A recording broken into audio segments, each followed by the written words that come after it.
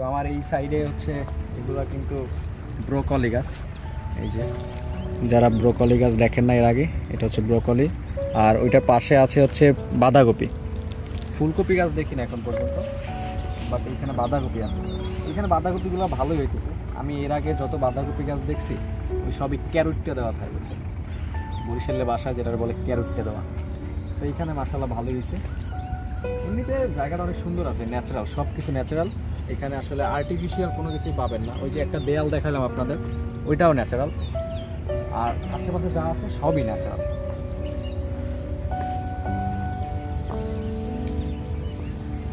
এই যে আম গাছ, যদি এখন আমের সিজন থাকতো তাইলে হয়তো আশা করি এখানে আমও থাকতো, আপনাদের আমি আমও দেখাইতে পারতাম। ওই যে দেখানোর কি আছে, ওই যে আমের হচ্ছে মুকুল ধরছে, এই যে এই গাছটাই মুকুল আছে।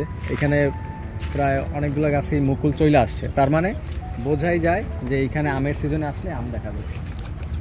আর এই যে ড্রাগন গাছ, পাখির বাসা, ওই যে পাখির বাসা, এই যে এখানে একটা পাখির বাসা আছে, হয়তো ঘুঘু পাখির বাসা। বাহ, সুন্দর আছে।